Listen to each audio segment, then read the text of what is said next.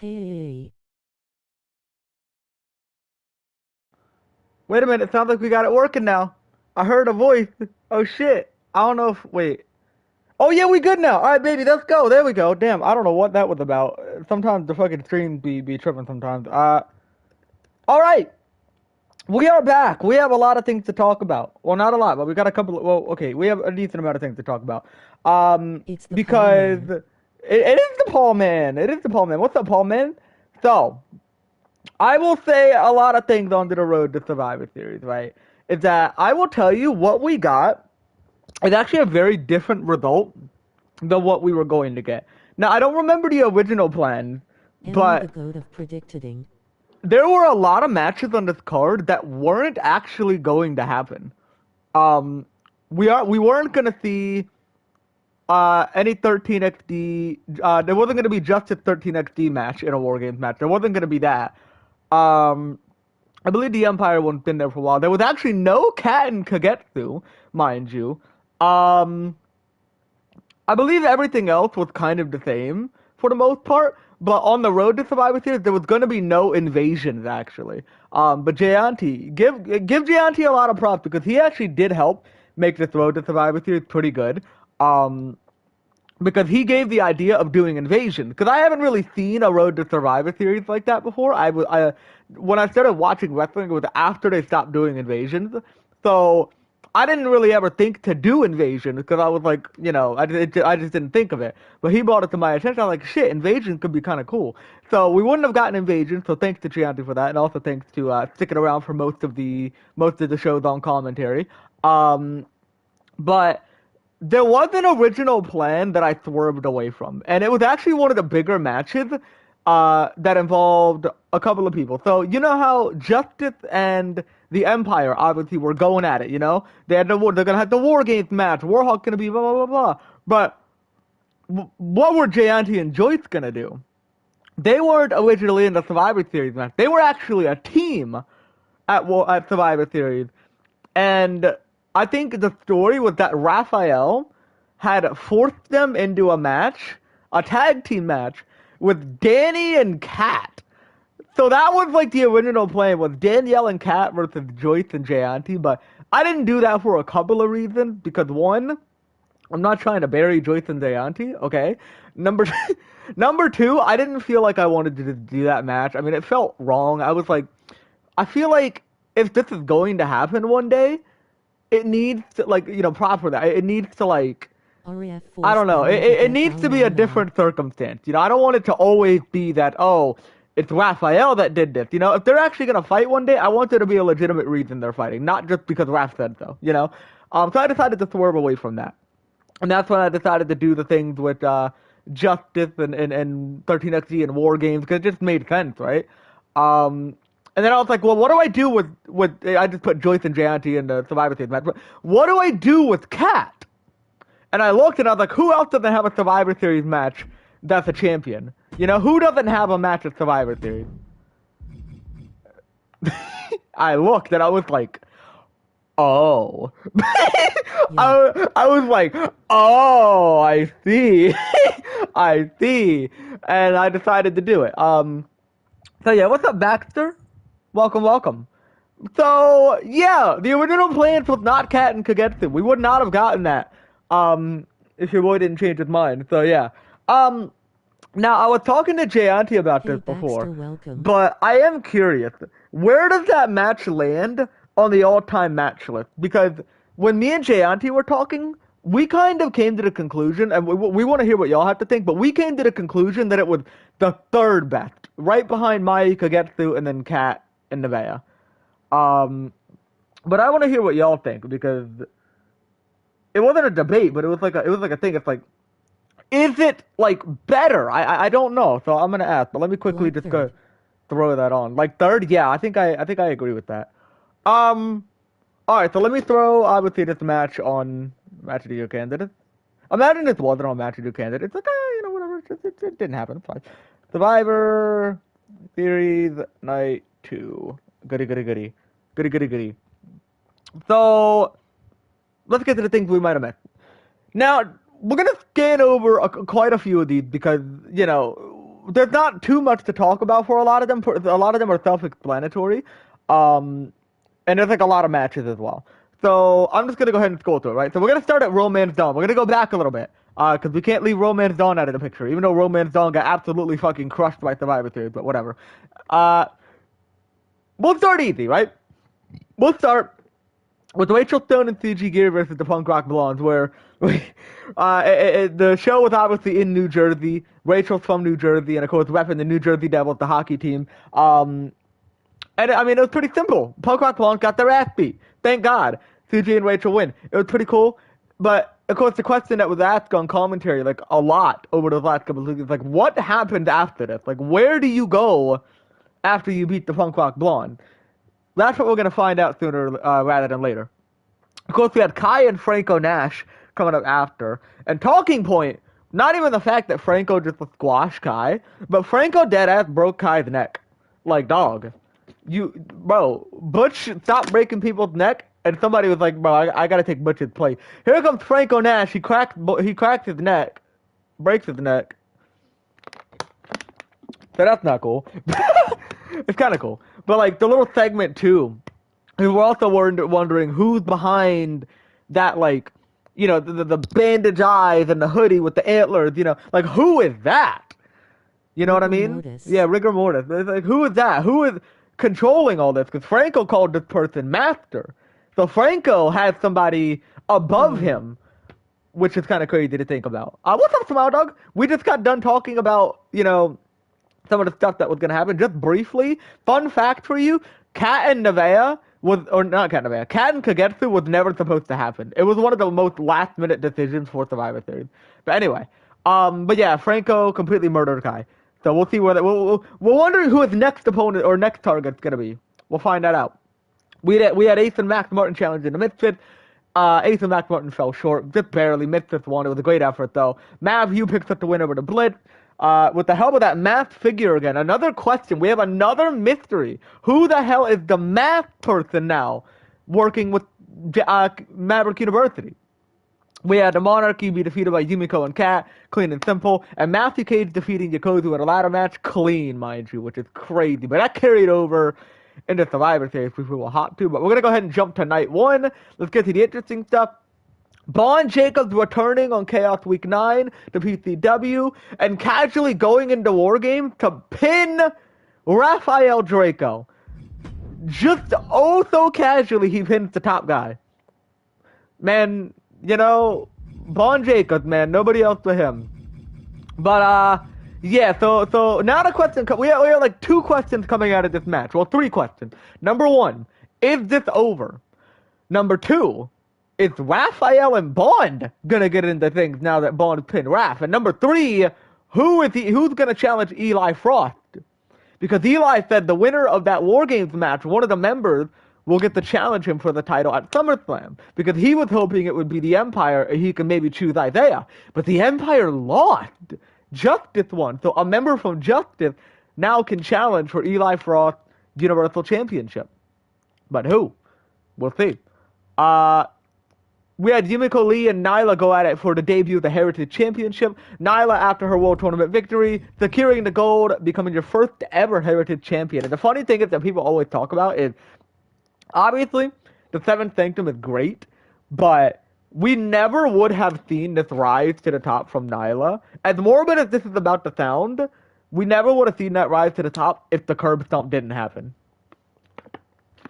I'm just saying, because most likely, the Seventh Sanctum at WrestleMania would have been able to defeat 13XD and crown themselves tag team champions.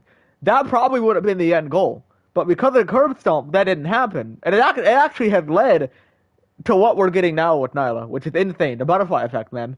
But we also wonder where the hell Ayla is. She's still getting Maverick therapy, apparently. PHA helped Nyla. So I guess so. I mean, she helped, but also didn't. Because it's not like she was trying to help Nyla. It just ended up being that way. Because honestly, Nyla didn't get helped all that much. Because remember what that curb stomp looked like on the Aftermath. She still can't talk. But in a way, inadvertently, yeah, I guess you could say that. Afterwards, you got Igor Yeah, true. afterwards we got Igor beating Griffin. The talk wasn't the talk of this match wasn't the fact that Igor beat Griffin. It was the fact that Igor got Ayla mad that is the Kat didn't masked congratulate person him after the below. match. ALRBRB. That was the talking point with after the match when Igor got mad. I had an argument with Kat. But no. Griffin Maddox did the best he could. He had a fantastic performance. But then again, man, you're dealing with the guy who won the world tournament. You're not just going to go in and beat him. You're not just going to go in and beat him. That's not something you can just Literally do. everyone DIDNT, bro, what? It's a joke. I'm joking. But yeah, great performance by Maddox. But of course, whether it's predictable or not, don't matter. Igor Volkov still reigns tall. Afterwards, we got Zoe and Danny. Talking point again wasn't what happened in the match. It was what happened after the match. Before we get to that, just gotta say, Zoe Bowman, great performance. Granted, there was a little bit of help from Hero Melon, but hey, she did her best, right? She did her best. But the talking point came after the match, where, you know, Danny was celebrating. Paul, of course, was by ringside, got ejected a little bit earlier, but all of a sudden, from backstage, here comes the Ava dragging Paul out, who had seemingly been beaten down by 13XD beforehand. Of course, Danny's gonna go out and try to help. Ani comes out of nowhere, hits her with the knee, locks That in was that little, horrifying. you know, I know. And it was the exact same situation as what happened to Ayla and Nyla. The same thing. Ani locked Ayla in like that stretch pulling thing that she was doing. She did the same thing to Danny. Ava had Paul locked, which is where Ava and Nyla were. Ava was the one who had Nyla, right? And it was like, oh my god, this is what happened before. And of course, the Alpha came out. So it was almost an exact mirror of the curb stomp, but we didn't get the curb stomp. Thank fuck, by the way. But Alpha, of course, had walked up to Danny instead and was saying a lot of really interesting things. And the most interesting takeaway out of all of it, obviously, of course, she wants Paul to stay out of business. It's going to be me and you. Just me and you. But the talking point was when Alpha revealed Back. that, oh, hey, welcome back. The talking point was that when Alpha revealed that she was not behind the mask that entire time. Well, not the entire time, but a lot of the times on Chaos, especially recently with Primetime making their main roster appearances, and you know the whole brawls with, you know, Danny, Gracie, and Alpha and Ani and everything going on in between. Apparently, that was Ada this whole time, which is kind of wild. And you can see using the mask to the advantage. So we don't really know when Alpha is really Alpha. We don't really know unless we see all of the members in the same place at the same time, right? But then again, you don't really know that still because somebody else could be behind the mask. Somebody else that's working with 13X. We don't know if they have outliers working with them. And that's the crazy thing, is we can never know who's behind the mask at that very moment unless it's like an actual match because of the rules that 13XD have set for themselves. But what we do know is that at Survivor Series after it, that was Alpha. And I will confirm that for everybody, that was actually Alpha. And Paul said something interesting in the chat when that was going on. Well, actually, I don't know if it was in the chat, but whatever it was, that there was a different aura in the building when Alpha came out compared to the other one. Like, you can't know who's behind the mask. But this Alpha gave off a different feeling than the Alpha on Chaos. And that's because that was actually Alpha. It was a really interesting thing. I don't remember who pointed it out. I think it was Paul, but yeah.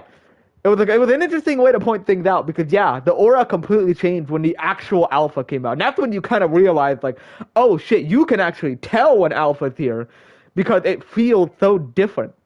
And Alpha dropped a really, like, cold line. She was like, what'd she say? She was like, but now you know, when I'm really me behind this mask, you can't beat me. Basically saying, you know... Everything felt so different and scarier. Exactly.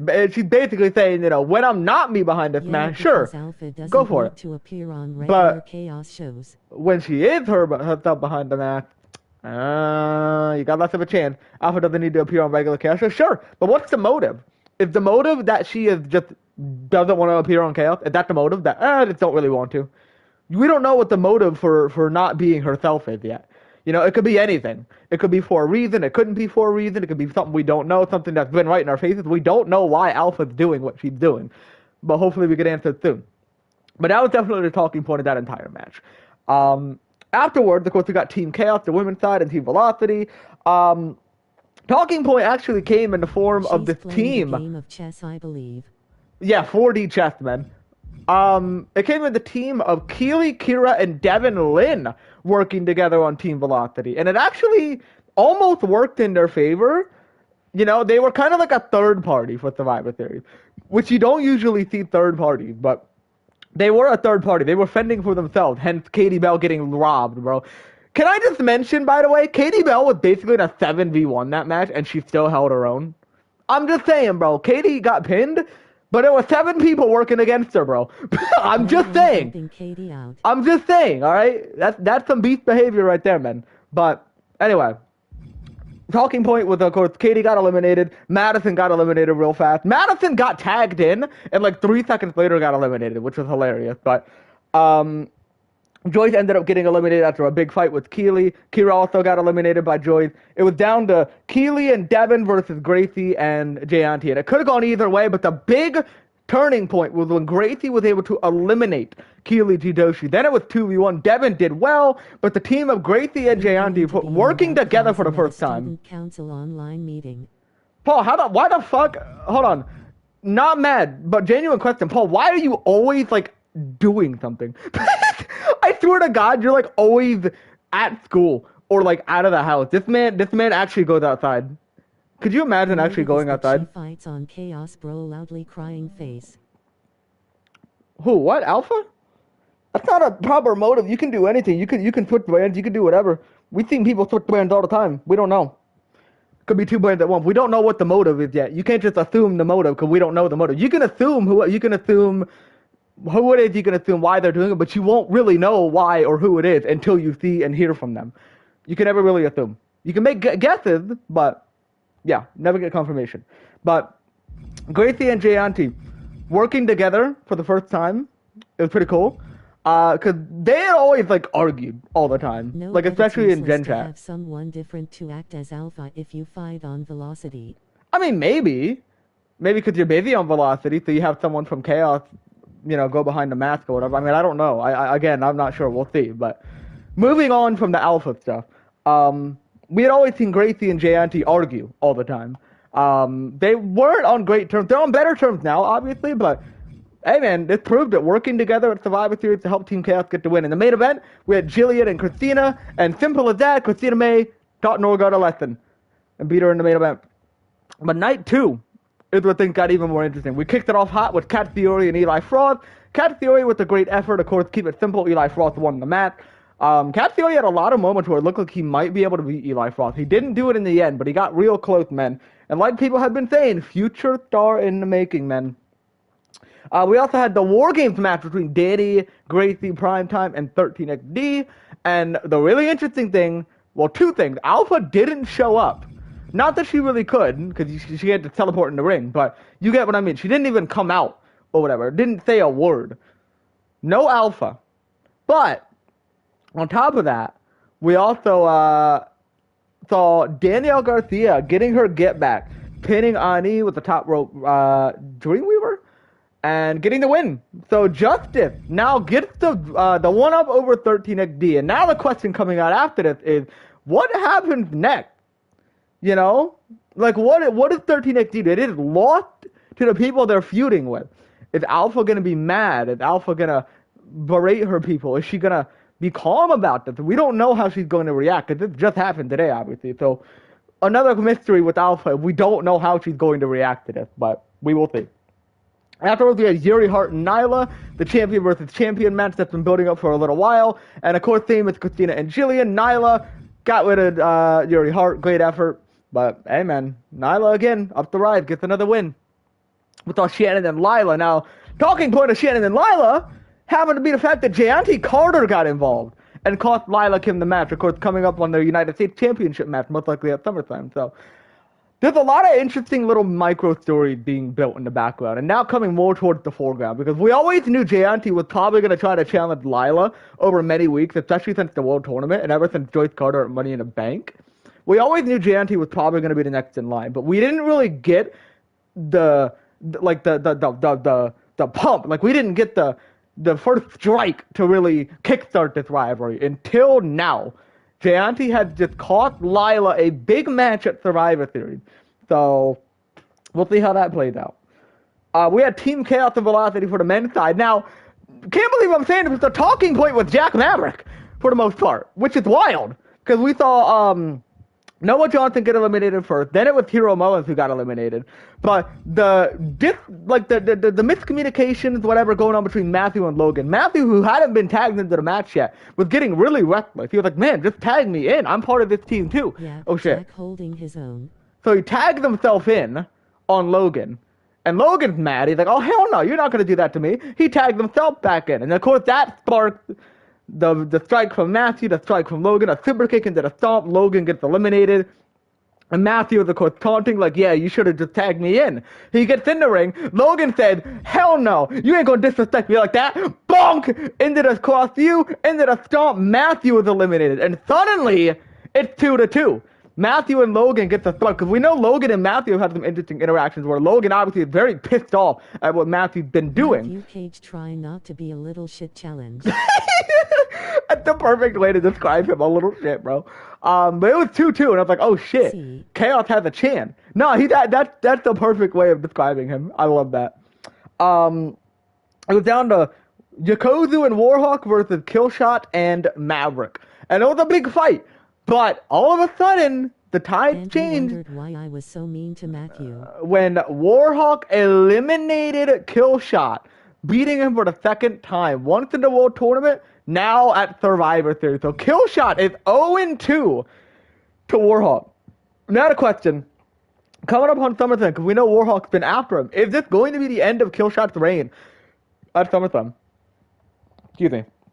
We'll see. But definitely not looking good for Killshot. But we had a 2v1. Jack Maverick, who looked to be absolutely screwed. Like, he had some of the greatest competitors right now. Of course, Yokozuna being one of the best of all time. Warhawk, one of the greatest right now. He's kind of fucked. Until another miscommunication. Such a mismatch. Azric did not know who he was putting on his team, bro. They still won, but I'm just saying, right? Warhawk and Yokozuna basically had a back and forth. Warhawk went up to him. He said, "Let me do this on my own. I don't need your help. I can do this," right? Yokozuna's like, "All right." He doesn't say nothing. He lets him do his thing. Warhawk going to pick him back up, but all of a sudden, Maverick rolls him up. He almost beats him with a roll-up, hits him with a knee, and then a stomp, and Yokozuna saves them. Try to make coherent teams challenge. Yokozuna saves them. Basically, getting out on the apron saying, "Obviously, you can't do it on your own, so go ahead and tag me in, because obviously you can't keep your word." And that pissed Warhawk off a little bit. He's like, "No, you shut your mouth. I beat you in the World Tournament. You are not better than me. Let me do this." And obviously, Warhawk probably can't do it, even though he did. But at the time, he didn't know that. Cody said, "Hell no." Boom! He tagged myself in. And there we go again. There we go again. Warhawk gets Ryan Yokozuna eliminated because he wants to do it on his own. Basically implying that Yokozuna was in his way. So that's what happened. Jack gets 3 eliminations, having all the eliminations in the match so far for Team Velocity. "I got this match right on the head, bro," loudly crying face. Velocity almost screwed themselves over with the miscommunication. Yeah, right? It was all, but Warhawk kind of wanted it. I would say, if I had to change how I said it, I would say Logan and Matthew was definitely a miscommunication. But I feel like Warhawk and Yokozuna was more of just like being petty, I guess. Like, Warhawk didn't really want Yokozuna to get involved. He's like, I can do it on my own. Get out of my way. That kind of thing. It was more just like, I don't really know the word for it, but you get what I mean. But it was down to Warhawk and Maverick, and they went back and forth. But all of a sudden, Maverick hits a blackout, and it looks like Jack is about to get a shocking win until Warhawk kicked out. It's like, oh shit. And then that led to the defeat. Warhawk, the sole survivor. And yeah, man, he's looking strong. He's looking strong. He's looked strong ever since, but man, he just keeps looking stronger, bro. So now the question coming out of this is, what happens between Logan and Matthew? What happens between Yokozuna and Warhawk? What happens between Killshot and Warhawk? You know what I mean? Couple of questions. We will see. But the talking point, arguably it was one of the talking points of the whole Survivor Series. And it's pretty obvious what's about to be said. The match between Cat Easley and Kagetsu happened, and Yeah, third place all-time list on the matches side of things. What more can you ask for, man? You had two generational talents going at it. By the way, at Survivor Series, not SummerSlam, not WrestleMania, Survivor Series, with nothing on the line, but literally who's better? Like there was always the question, who's better? Is it the best on Velocity or is it the best on Chaos? Is it Cat or is it Kagetsu? We finally got our answer. It's Kagetsu, but not by much, man. Not by much. It was a crazy match. Lots of kickouts. And by the way, love how I said I'd cut down on kickouts and then I do a match like this. Like, okay, I said this to JNT, but be for real with me, okay? Be for real with me. Could you imagine if this match ended with like one finisher? Kagetsu hits an Abyssal drop. It's over. Kagetsu hits two Abyssal drops. It's over. Could you realistically imagine that? Like, come on, dog. Be for real. So I didn't really have a choice. I was like, shit, well, I kind of have to make them kick out of like 10 finishers. It wasn't 10, but, you know, it wasn't as many as before. Both of them but yeah. All out, and Kagetsu showing respect to Kagetsu Yeah. by saying Yeah, it was the, her. It was the 4 Abyssal drops in a row, the top rope one, finally pinning Kagetsu, or finally pinning Kat, basically saying, you fought well. And of course, yes, after the match, picked her back up, basically said, you know, you showed out or whatever. Kat's like, hey, aren't you going to say the famous line? The famous line being, if you hate me, get better than me. But Kagetsu said, no, I'm not going to tell you to get better than me because you are already just as good as me. And that was a huge endorsement because, like, we don't see many endorsements from Kagetsu, honestly. We don't. But Kat easily got it, man. I feel like I hope I'm right. I hope I'm right about this, but I feel like only the second person that has gained Kagetsu's respect other than Mayu Iwatani, and maybe like Kairi or Natsuko, I don't know. But on the current roster, I guess Mayu is. You get what I mean. Whatever. Kat is lead the second, which is kind of crazy. And if you want to talk right now, the only person on the entire roster that is respected by Easily, or that is respected by Kagetsu, is Easily, because Mayu isn't on the roster anymore. So this is basically what I was saying, right? Obviously, it would have been better for Easily to win for her resume. She would have come out. It's not a situation where in defeat you gain more than if you win. Obviously, if you beat Kagetsu, you're gonna gain more than when you lose to Kagetsu. But my thing was going into this match and leaving it. Kat had more than when she went in. She went into this match. She lost, but she left with more than what she came in with. There's like another level now to all of this, right? And that's kind of what I was saying, is because this is my thought process, right? Because I was going back and forth on who I wanted to win, although it wasn't that hard for me to choose. Because I was asking myself, who is going to suffer more from a loss here? Is Kat going to suffer from losing to Kagetsu more, or is Kagetsu going to suffer losing to Kat more? And the obvious answer was going to be Kagetsu, because she's not a heel, but she's definitely got this more serious character. You know, she's literally like I know this is literally her nickname, but she is the final boss of this place, right? And if she loses in a match with no stakes like this, she doesn't really have that aura of being the final boss anymore. Sure, on Chaos, but then it'll always be in the back of your head. But what about Easily? That kind of thing. I didn't want to. I feel like that would have hurt Kagetsu's character a little bit. And I was like, all right, if I'm gonna, because this is what I was saying. If I'm going to have Kagetsu lose a big match, it needs to be for that championship. It needs to be when she loses that title. Boss, The Rock can suck my That's what I'm saying. I unironically get kind of mad every time I hear The Rock say it. I know WWE doesn't know who Kagetsu is, but bro, I genuinely, it rubs me the wrong way. Because every time I hear that, I think of Kagetsu and I'm like, Wait, I want to check something. I might have an idea for a dark match, if possible. Hold on a minute. Give me just, what is that? Ew. Okay, whoa. Alright. Hear me out. Hear me out. Hear me out.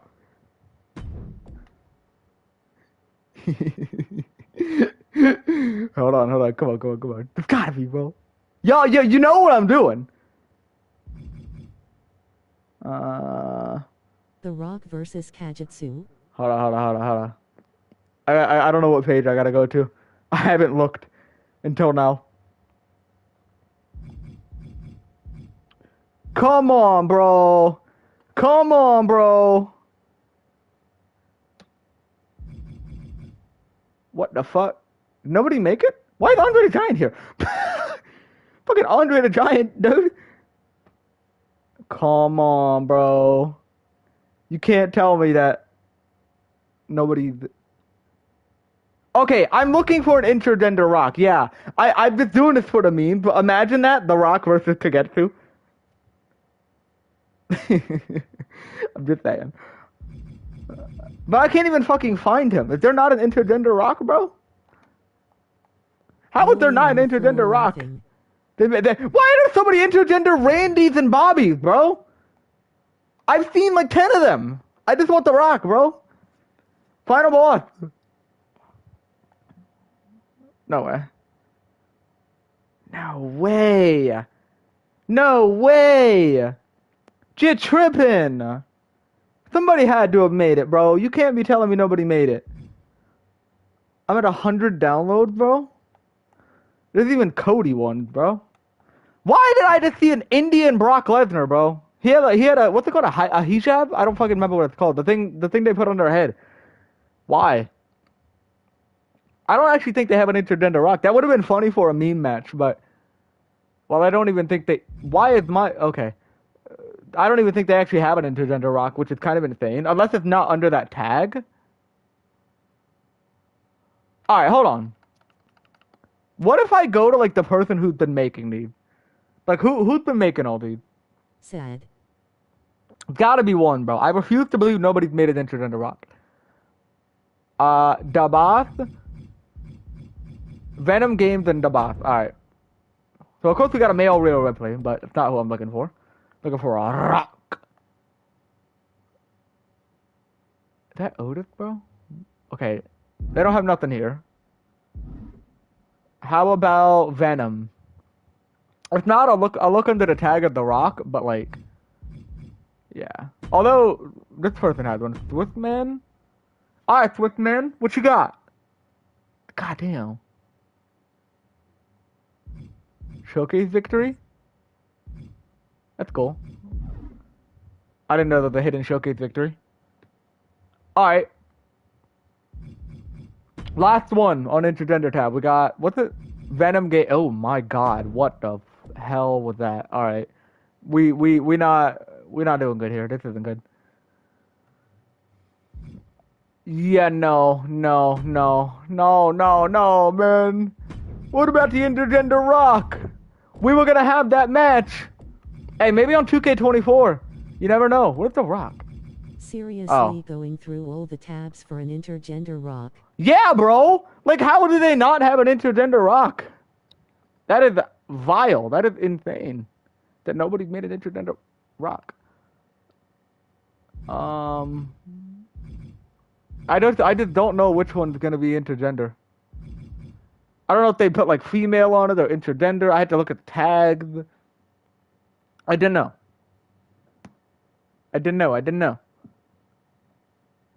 I might have to give up on it, but it was a look at least. It would have been funny if somebody actually made an intergender Rock. It'd be kind of funny. Hidden Titantron, up the Rock 98. Yeah. Well, it looks like that match is gonna go out the window unless it's on 2K24, and I just don't know about it. But I don't know, man. I don't know. Black Adam, that's great. I love that. All right, well, it looks like we're gonna leave it. But hey, it was worth an attempt. But I will say tomorrow, we are going to have the future entrances video and all that, and the hidden, not the hidden, the concept, the future entrances and concept video. That comes out tomorrow. I have that ready. So tomorrow, Wednesday, expect it. But afterwards, I don't have any more videos ready to go.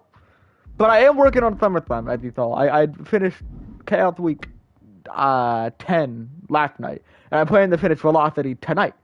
So hopefully that goes well. But yeah. Video comes out tomorrow, so that's exciting. But I will give y'all a little bit of a preview on what comes up. Obviously, as I always do for the 2 cards that come up, Chaos and Velocity. I will just give you a little briefing as long as there's no spoilers.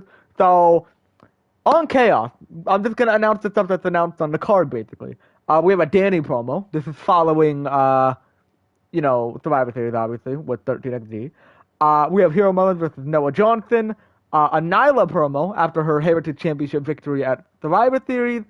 Christina May having a promo as well, again about Survivor Series. We have Warhawk versus Dallas Dalton. We have a Lila Kim promo, of course, about Survivor. It's all going to be about Survivor Series. But this is, of course, following the J.N.T. Carter thing that happened with Shannon Rhodes. And we get one from Eli Frost as well, of course, regarding the win by Justice in War Games. Now it's like, oh shit, who's going to challenge Eli Frost? And then our main event, we actually have Danielle defending against Keely Jidoshi for the Intergalactic title. And it's kind of like the thing that Kat's been doing, where giving people opportunities, I guess, that don't usually get title matches. And this time it looks to be Keely Jidoshi. But instead of challenging Kat, she's challenging Danielle. So that's your briefing for Chaos. And then for Velocity, this is mostly following stuff from Romance Dawn. First up is Yokozuna, of course, Romance Dawn and everything that happened at Survivor Series and the elimination match. We have the Party Zone returning after their loss to the Misfits, taking a little bit of a hiatus. They're going to go against Ace and Max Martin in their return. It wasn't a long return, but yeah. We have Rachel Stone and Tsuji Giri following their win against the Punk Rock Bond. They take on the Crables, who literally just got their ass beat by 13XD. Shannon Rhodes cuts a little bit of a promo about Survivor Series as well, and of course probably trying to address Katie Bell, who's been a little bit of a target. Keely Jidoshi takes on Carly Pham. We have Logan and Akuma coming out together to kind of be together, I guess, if you will. Because, well, not that they're a duo, but, I mean, they kind of are. I don't know. You've seen them side by side, but they come out together in a way. But our main event, we have a big match for our main event of Velocity. It just kind of happens out of nowhere, but Ryan Yokozuna versus Butch for the Intercontinental title. So you're getting 2 championship matches in your main event. Week 10 for both. You get Butch and Yokozuna. You get Danny and Keely. So 2 casual big matches I'm just giving to you on a non-premium live event. But that's your briefing for Chaos and Velocity. Let me just check something real quick about the next Chaos. Holy shit. Alright. I had to look at something. Dude, I have so much to record, but it's alright. That's the grind, baby. But yeah, I think that's about everything. On the road to Survivor Series and Romance Dawn. We finished it up. We did great. It was fun.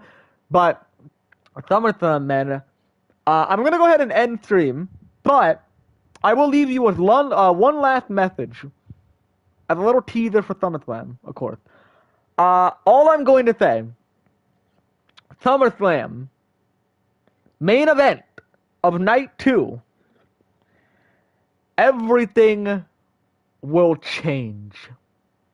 And I'm going to leave it at that. So, thank you all for stopping by. I want everybody to have a great night. Thank you for all the support. Love having you at Survivor Series, and I am very excited to have you guys at SummerSlam soon as well, and take over Tokyo.